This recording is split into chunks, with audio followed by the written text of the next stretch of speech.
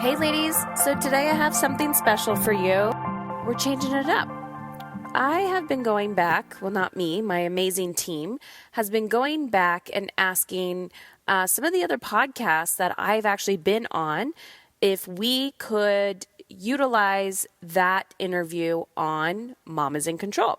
So throughout the weeks to come, you may hear some interviews that I've done in the past with other people. So let's dive into today's episode. I hope you enjoy it. Let me know what you think.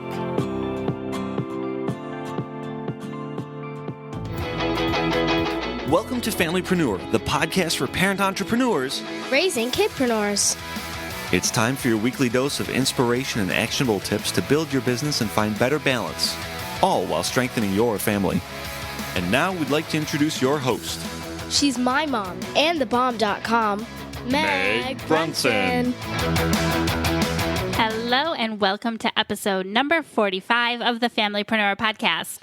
Today's episode is brought to you by EIEIO Marketing. And now for today's guest. She has been named the next generation's thought leader in parenting and women's leadership. Her mission is to crack women open to their deep potential and help them understand and decode their child's behavior. She's a TEDx speaker and has been featured on the OWN Network, Huffington Post, TV outlets, and more. With wit and wisdom, she inspires a global community of women to take back control of their lives and evolve how they lead, work, play, and parent. Let's welcome the creator of the Mom is in Control podcast, Heather Chauvin. Hey, Heather. Thanks for joining us today. I'm so excited, Megan. Thank you. No, I'm thrilled. I can't wait to dive into energetic time management. It just sounds exciting. Yeah. So I always get jazzed about these conversations. One, because I feel like podcasting in general is this underground world, right? I find people who listen to podcasts, being a podcaster, it's like, these are the people who are forward thinking. So yeah, I love these conversations, and energetic time management is my jam. And they definitely do not talk about this in mainstream culture. So start with the basics. What does it mean? Okay. So traditionally people say, I'm like, what do you want? Right. I work with a lot of very ambitious women. They're, my whole brand is called Mom is in Control. So it's about women wanting to feel in control of their life. And I'm like, okay, great. What are you struggling with? And they always say time management, right? So traditionally, just like time management and balance, those are like trigger terms for me. And I'm like, okay, but what is it about time? Like, I just have way too much. I have way too much on my plate. I don't know what to do. I'm like, great. Let's put that aside, put all those books aside, put like the time clock, all of that away. How do you want to feel in your life? So Danielle Laporte, if anyone knows who Danielle Laporte is, she has the desire map. And I know other people teach this stuff too, but for whatever reason, I really held on to it when she spoke about it. She said, it's not the thing you're after, it's the feeling, right? So 9 out of 10, well, probably 100% of the time, people typically become business owners or self-employed for freedom. Why'd you get in business? Oh, time freedom, financial freedom, right? I wanted to do it on my own terms. I wanted this sense of freedom. Great. How do we translate the essence of freedom into our everyday to-do list? Because that's a real issue, right? Right. And that's what energetic time management is how do you want to energetically feel? So I want to feel alive, strong, energized. So are my daily actions in alignment with that? Is my schedule planned out in alignment with how I want to feel? That totally makes sense. And like you said, it's not rocket science. It's just, It's counterintuitive to what we've been taught about time management.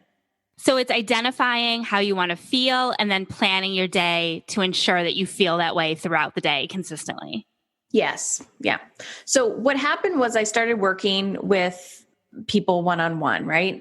And I'm asking them this and they're like, well, what do you do? And I'm like, well, I'll show you my system, right? So then I kind of created my own little PDF and system, and literally it's like one of those things, I'll tell a backstory, but it's one of those things that I do every single week. And now it's just my go-to of am I in alignment with how I want to feel? Right. So it's been a long day for me. Like I just said to you, we're recording this. It's like the last thing I need to do on my Thursday, which is like my Friday. So I'm actually excited because I feel like I have the weekend tomorrow, but, I know that I've been coaching all day and I'm kind of like a little fatigued. So I'm not going to knock off 10 more things on my to-do list just because I quote unquote have a space of time. I'm going to take my kids, my 3 boys, and we're going to like go outside and go swimming. And I'm going to make sure that my cell phone is not with me. And I'm just being present because I've asked myself, what do I need? Right? Rather than getting back to every single text message or calling all the people back or whatever it is, it's like setting that boundary for the life that I want to be living. And the cell phone is a big thing for you, right? You mentioned leaving your cell phone inside.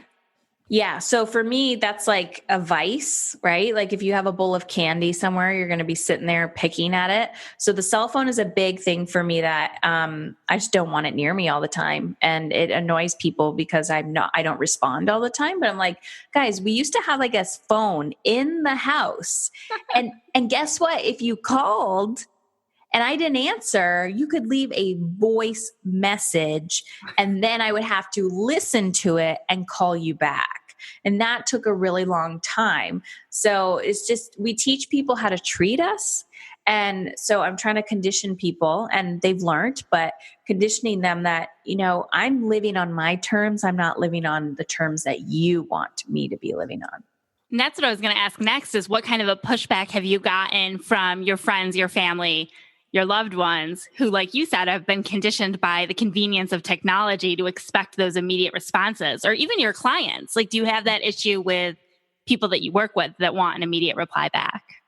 No, the way I've set up my business, one, they can't text me. So we'll use apps like Voxer or WhatsApp or something where we have like our little forum and they know I have office hours. So it's like 9 to 5, Monday through Friday or whatever. And I tell them I typically look at it once in the morning and once in the evening. So I'll check it at 9 a.m. and I'll check it before I'm gone for the day. My job is not crisis intervention. Like if your house is on fire, call 911, right? So oftentimes your brain, especially in the industry that I work with, people trying to understand their children and trying to there's a lot of emotional intelligence that happens of what I teach. So people will get afraid and they're like, I need to solve this problem now. And I'm like, no, you don't. You're not being chased by a lion right now. You just need to calm down and breathe and do the work, implement the tools and strategies that you've been taught, and rinse and repeat the process. So part of this is going back 4.5 years ago. I know you watched the TED Talk that I did, which was called Dying to Be a Good Mother. But 4.5 years ago, I was diagnosed with a stage 4 cancer. And part of that whole issue was this epidemic of, I don't have time for myself.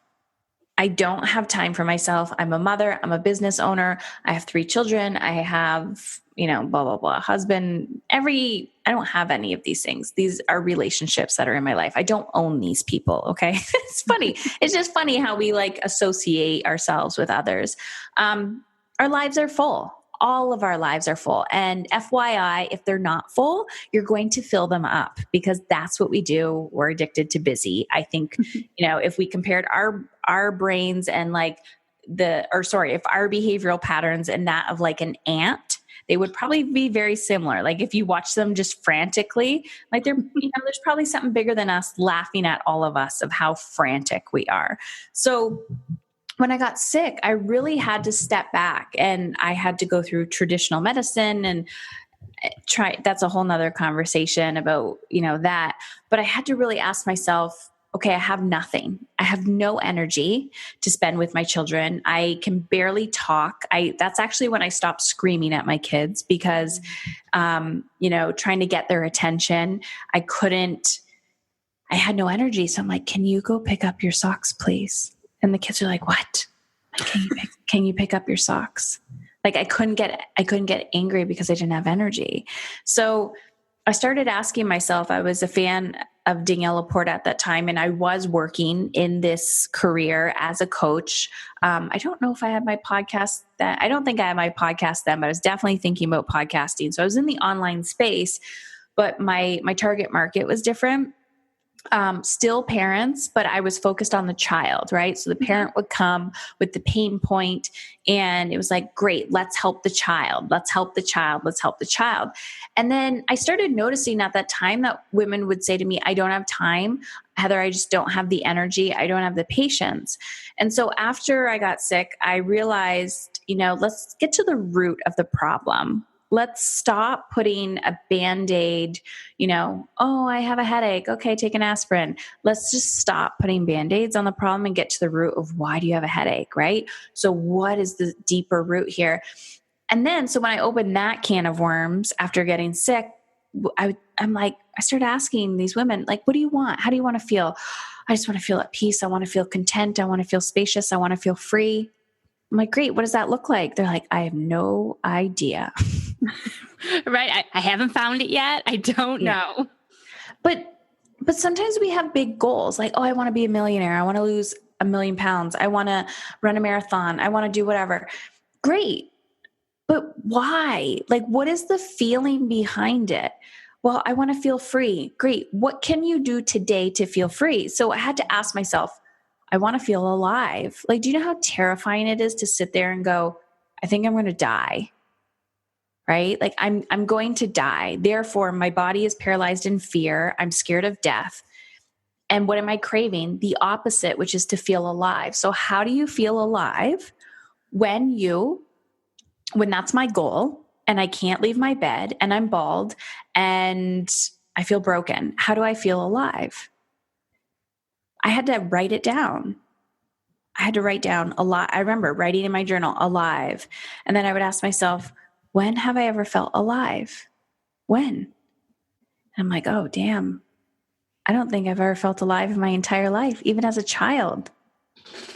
And then I could start thinking about, okay, maybe when I was on the swing set, or maybe, there was one time I was on a boat with somebody and we were going really fast, or like all of these little tiny moments. So then I had to start recreating them in my adult life and realizing that what we're craving is not the money. It's not more vacations, even though everyone escapes for vacations and then they need a vacation from their vacation.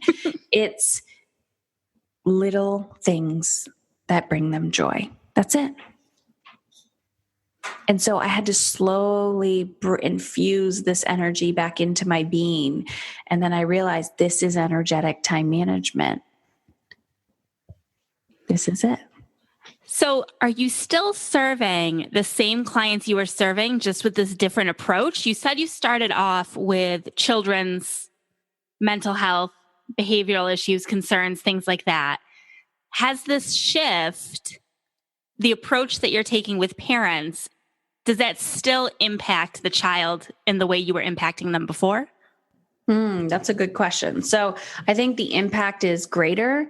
The symptoms are still the same, but maybe the value of my target market is different. So does that make sense? Like what they value, right? So if somebody values holistic health, if somebody values personal development, if somebody values becoming the best version of themselves to, change a generational pattern, then they're going to be able to, they're going to want to do the work. So I did notice that where I'm like, oh, I could totally help you with this. Not everybody was willing to look at that.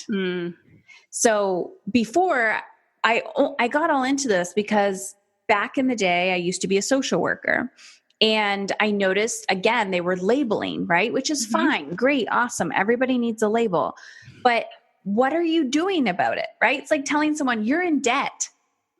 Okay. How do I get out of it? Thank you for telling me that. Right.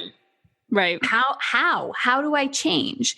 And nobody was teaching the how. When these parents were looking at me going, Heather, how can I help my child with their anxiety? How can I help my child use their words instead of not be so angry. And that's when I found meditation and mindfulness. And my son had issues with this as well. So I was personally learning this and then professionally trying to teach these skills. And again, nobody was teaching this stuff. Nobody. It's becoming more popular now, but nobody was talking about it back then. And that's when I noticed not everybody is willing to do the work, even though you might be able to help them. I think part of it reminds me of learning that when it comes to working with your ideal clients, they'll tell you what they think they need, but often that's not what they really need. So you have to dig deeper and find, which is what it sounds like you're doing. Your clients come to you, they tell you what they think they need or what they think they want, what they want to feel. But that that's surface level and you've got to dig deeper. And the solution doesn't always look how you assume it would look. So maybe that's where the disconnect is, why people may be less willing to buy into the solution because it's not what they expected. Exactly. Yeah. So one of the programs that I run is called Teach Your Kid to Meditate, because I wanted my son to meditate. Why? Because he needed to calm down. He needed to learn how to control his energy because I couldn't handle it. So now I teach that skill and strategy in that program. But now what I do is I dive deeper into, and I say it full out to people, even before they buy the program. FYI, you got to do some of the work too, but you think your kid needs to meditate when in reality, you need to meditate. When reality is you're projecting your own anger onto your child. What does that mean? You can both still be angry. But if a child says, I feel out of control emotionally, and that's what they're saying through their behavior, and you're standing there going, well, I feel out of control with my emotions, so how am I supposed to be able to help you? You're going to feel like a huge failure because you can't solve that problem. Mm-hmm. So I realized that very quickly when I, in my own life, was like, oh, my son, and then realizing I can't teach him to do anything if I don't have that skill. So it's really about, okay, my child is presenting this problem. And I see that a lot from the people who go through that program where they're like, I came in, I thought it was my issue. I started implementing the tools and strategies, and now I understand how they're both connected. And it's really hard to understand that when you're on the outside. But yeah, and there's so much more to the story, right? You pull back the layers and it's getting to the core of I'm not enough. I suck. I don't believe that change is possible. Therefore, I'm not going to do it. And it's totally normal. Everybody I talk to has felt that way at some point or another. It's totally normal. Yeah. Well, I love the idea of the meditation course for kids. That's something I'm just getting into meditation. I'll be honest. I'm a late bloomer, whatever you want to call it. But that's something that I think my daughter would definitely benefit from. But I can also see the importance of me getting more comfortable and confident with it before I try to introduce it to her. Because she's going to look to me for validation that what she's doing is. Well, I always say it's actually easier to teach kids than adults. People think that's crazy, but it's true because I feel like we come into this world with the awareness and mindfulness already. And then as adults, we screw up the kids, right? You need to be this way. You need to do that way. And in that program, but the way that I talk about it is we're co-creating this life with our children. That's it. Parents, we're like, oh, I got to get my crap together. I need that job. I need to make this much money and then I'll have children. Well, my parent role didn't work out like that. I kind of did everything backwards, but let's just say, you're trying to be perfectionist about it and do it that way. The child comes into your world and just rocks your world. Right? Every pain point or everything that you've been avoiding in your life. Oh yeah. They bring it right up to the surface. I say parenting is personal growth on steroids. So it's don't hesitate, just co-create it with her, right? Look what I'm doing. How can we do this together? How can you make it fun and exciting? I love that. I love thinking about all of the things that I said before I was a parent that I would never do, or how perfect my children would be. Like they would never watch TV for hours on end. Guess what they're doing right now? Yeah. Yeah. Well, summertime. Yeah. Mommy's got a podcast to record, put on a movie. Okay. It's like every time I'm working, they're like, this is now when we can ask mom for the TV because she's going to know. Right. So yeah, but why not use it in those moments when you need it rather than 24 hours a day? And it's like, okay, mom's not on the computer now. Now we're going to be together. Right. Now we're going to be present. So you use the energetic time management both in work and with your family. Mm-hmm. When you're focused on work time, what is your family doing? So sometimes they're here, sometimes they're not here. But when that door closes and I'm in my office, I'm physically not here. Okay. That's a boundary. Again, my kids are 13, 8, and 5. So the 5-year-old, I've been doing this since my youngest was in my womb. And literally doing like interviews with people and like breastfeeding and having them running around. So toddlers, I understand they don't have boundaries, but my 5-year-old who's almost 6, he has a boundary, but sometimes they'll come in and they'll be like, Mom, da, da, da. And I'm like, I'm busy. That's it. So I really try to have those times, those set times, like in my mindset of, okay, if I was going to a job 9 to 5, mom's working from 10 to 1. Right? At 1 p.m., then then we will do this. So I try to let them know ahead of time, like, this is my schedule. And it depends on each kid, right? What they need from me. But this is my schedule. So at 1 o'clock, then what do you need? Or what can we do together? And just making sure there's that alignment of like, what do I need versus what do they need? And then again, co-creating it with them. So I don't need to entertain them all the time. It's more about, great, let's go swimming together. Like, let's do something that we both enjoy. So what are some of your favorite tips or tools that you're using in your life to keep things kind of balanced? And I know balance is one of those trigger words, but as balanced as possible. I'm so triggered by that word because I'm like, everyone's like, how do you do it all? What is it? I'm like, no one does it all. Like there's the term I talk about called being annoyingly intentional. Okay. So I will have my days where I'm just like, I'm not planning anything today, right? Like the weekend or sometimes during the week, if I'm off and if I get anything done, it's icing on the cake, right? Like the intention is it's a slow day, just move at your own pace. But again, I go back to what's my goal, right? What are my business goals? What are my personal goals?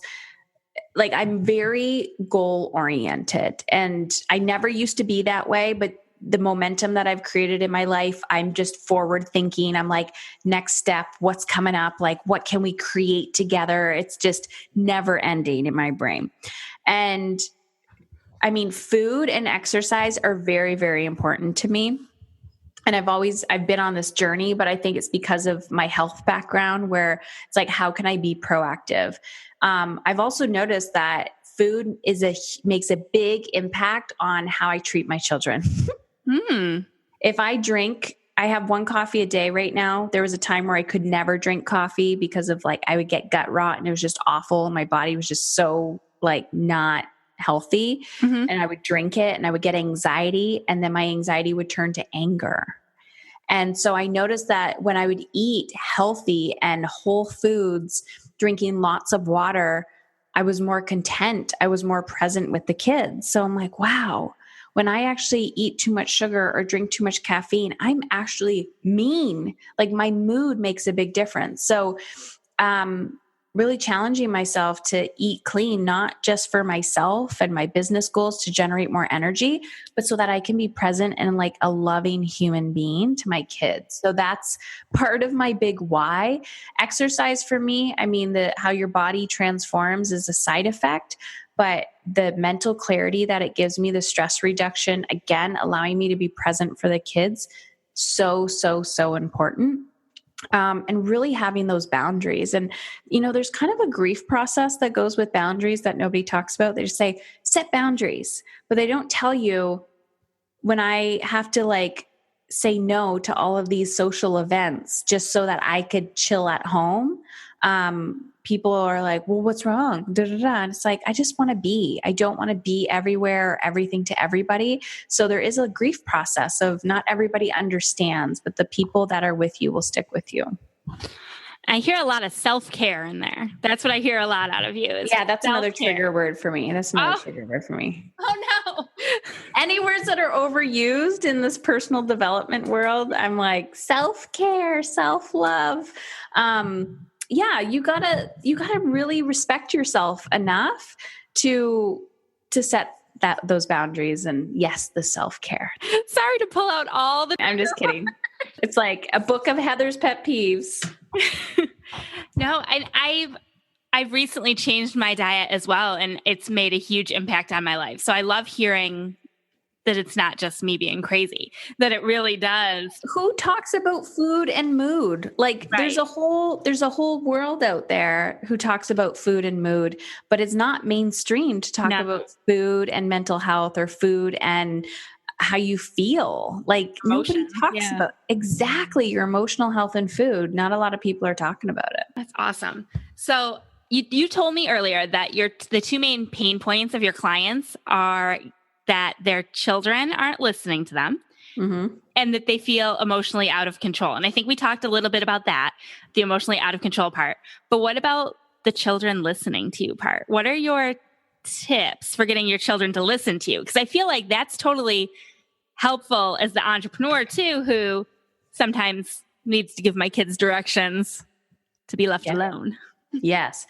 Okay. So I'm a huge fan of the philosophy that your child's behavior is a language. Okay. So all children's behavior is a language. It's speaking to us, like all human behavior, right? It's like a dog. You see a dog, you're like, ooh, don't go near that dog. Dog is warm and inviting, tails wagging, approach that dog. Like we can read human behavior. It's a language. So first we need to understand that from our kids in general. I find a lot of parenting is very reactive instead of proactive, right? We're like, tell me how to get my kid to listen. Well, I could tell you how to back up a few steps so that your children actually do listen to you. And so there's one thing, children's behavior is language. The second thing is there's the red, green, and yellow zones. Okay. Red zones, that's when it's like, do not talk to me. I'm going to kill you. Who's home? Okay. You know what that is for your child. It's a tantrum, right? You know, you waited too long to serve dinner. It's not good. You gave them the blue cup instead of the green cup. Oh my gosh. Yeah. Yeah. Struggle's real. Yes. Yes. Yellow is right before the red, right? So that's when you're just about to grab the wrong color cup and they see it coming and you just see them like welling up, right? You're like, oh my God, they're entering their red zone. The green zone is like, you know, the conversation that you and I are having right now, like, oh yeah, this is great. This is fine. You know, the kids aren't here. It's perfect. And that's when the magic happens, right? So what happens is we go. We're not paying attention to our kids. We're not paying attention to their yellow zone. We're not paying attention to their red zone. And then boom, we react, right? Right.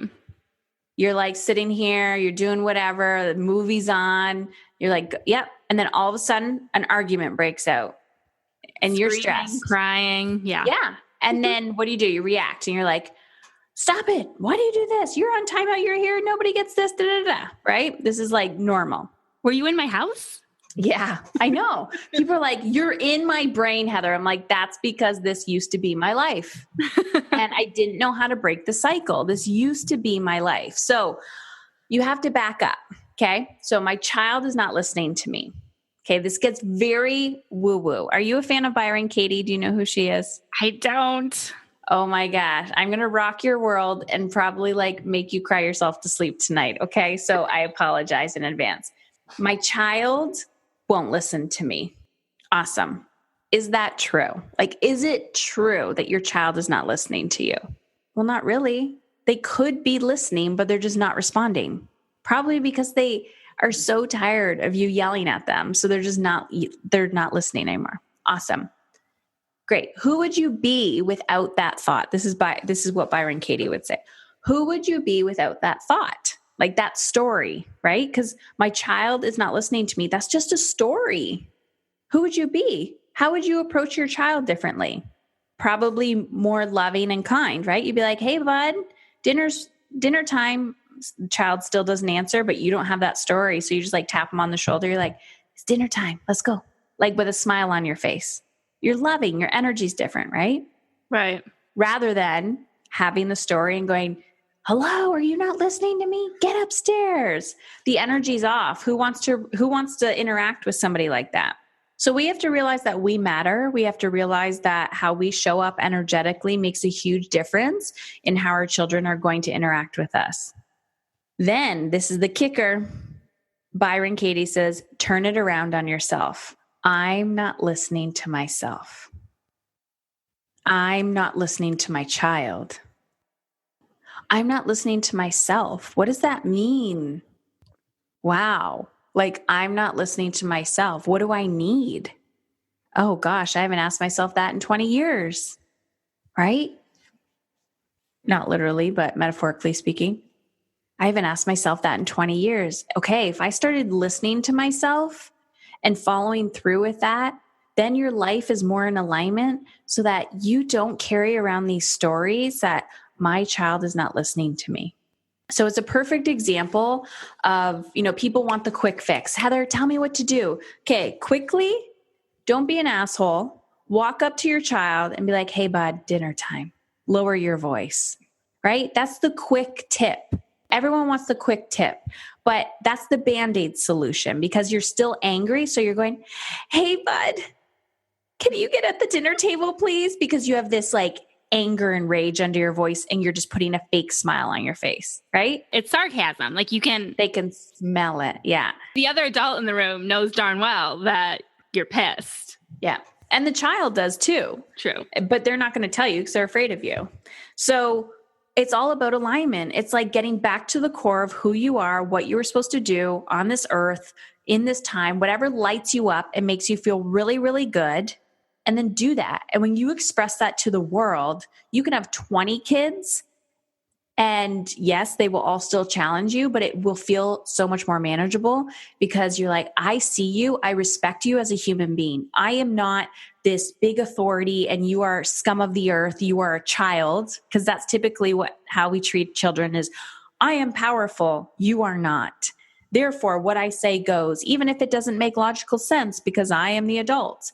So when we see our children, we learn to respect them on a soul to soul level. Like, you know what? How would I want to be treated right now?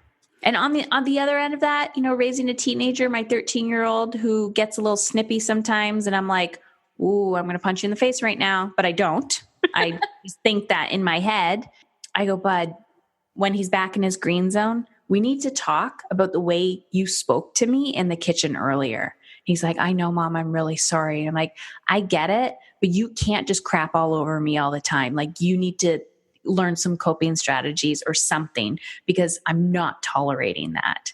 And he gets I'm not tolerating that. So it's like, how do we we need to teach people how to treat us, including our children, and they deserve just as much respect. I like that you pointed out, though, that you wait till he's back in green. Mm-hmm. When they're in red, when they're in yellow, when things are escalating, you just give it time to blow. Bite your tongue, walk away, put duct tape over your mouth, do whatever you need to do, go for a walk down the driveway, do jumping jacks, do something, earplugs, anything. In the red zone, when you're in the red zone or a child is in the red zone, you cannot solve any problems. And that's the number one feedback that I receive from people when I'm doing talks. They're like, oh, I'm always trying to solve problems in the red zone. Jumping back another step here, and you talk about how we as adults put ourselves on this pedestal. It's that because I said so. Like that was huge in my childhood and growing up, and no disrespect to my parents, but you know, they do the best they can. I can't say that I've never said that either. Like, why? The reason why, because I said so, because I'm the parent. Because I don't have the brain capacity to explain this right now. There you go. That's a better way of putting it. So it's funny because all my kids will say that to me, and I joke around. I'm like, because I said so, and they laugh now. Like sometimes when I get angry, the negative side effect of what they would call conscious parenting or compassionate parenting or whatever is that your children call you out on your stuff all the time, and you have to say thank you. Like I'll get angry. Oh, especially with a 13-year-old, I'll get like angry or something. Today, actually, we had a little moment and he's like, oh yeah, mom. Yeah. Well, look at you yell at me. So when a child does that, when you're in a heated moment and I'm thinking, and I could catch it and I was processing and I'm like, you're right. He goes, did you not did you skip lunch or something? What's going on with you? And he's saying this to me and I'm like, yeah, you're right. I did. Yeah, I did. Where when I first started this process, I was like, don't you dare talk to me like that. But now it's a co-creation. It's like a mutual respect.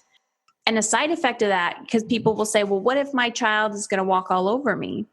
I'm like, no, there's this mutual power. Like he understands your authority, but he also respects you as a human being because he sees that you respect him as a human being.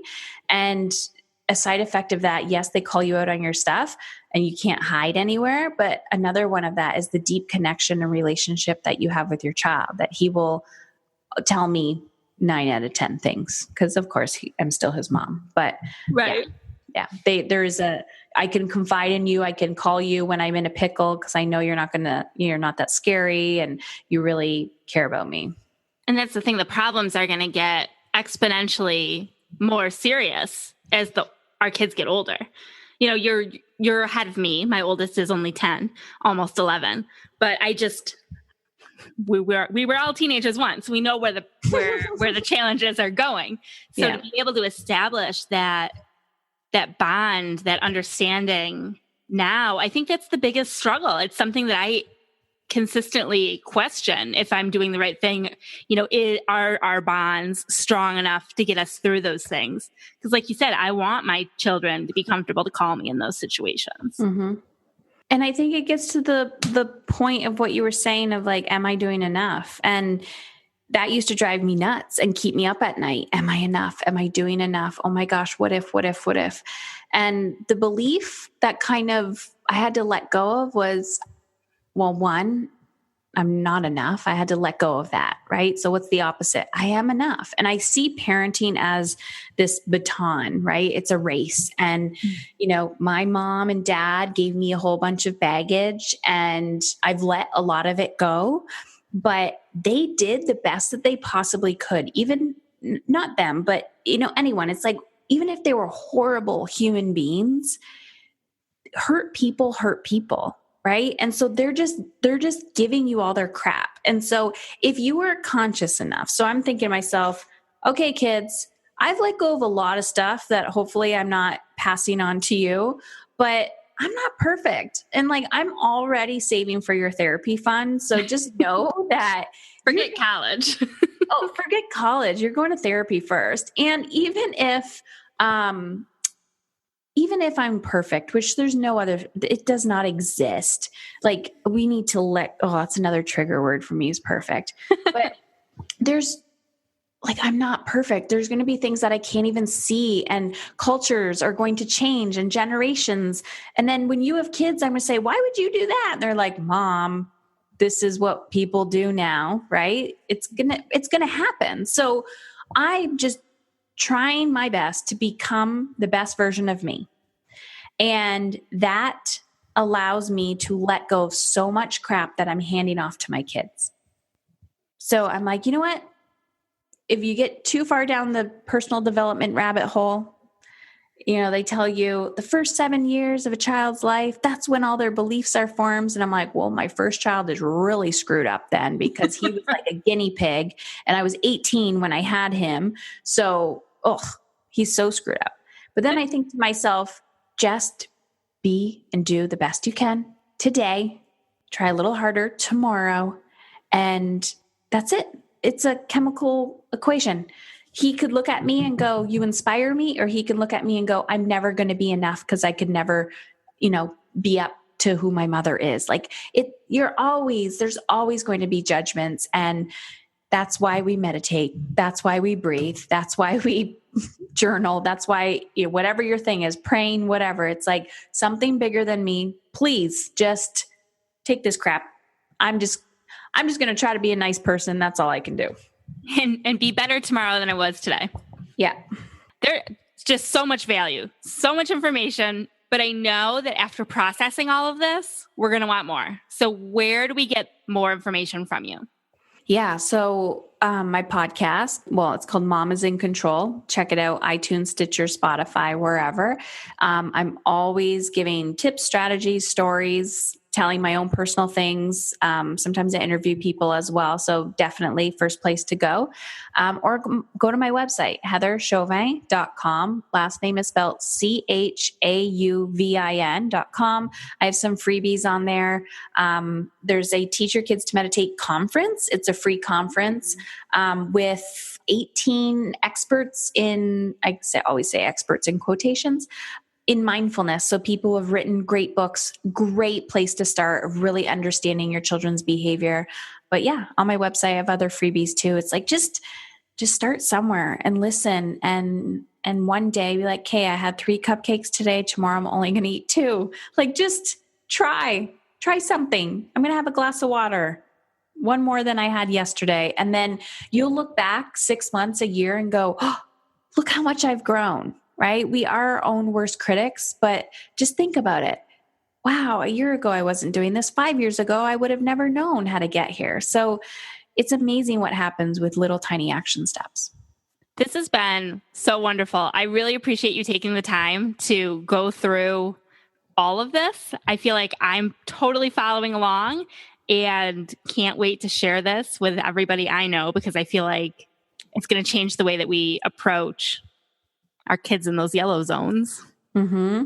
And how we show up in our whole lives, right? True. When you're a business owner on a mission, oh my gosh, when you're not stressed out about your kids or your life in general, like, you can rock it in your business. And that's what I help a lot of people do, because they're freaking out.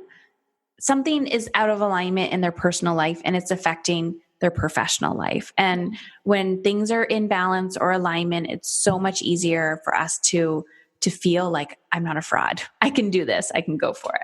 This has been wonderful. Thank you so much, Heather. Thank you.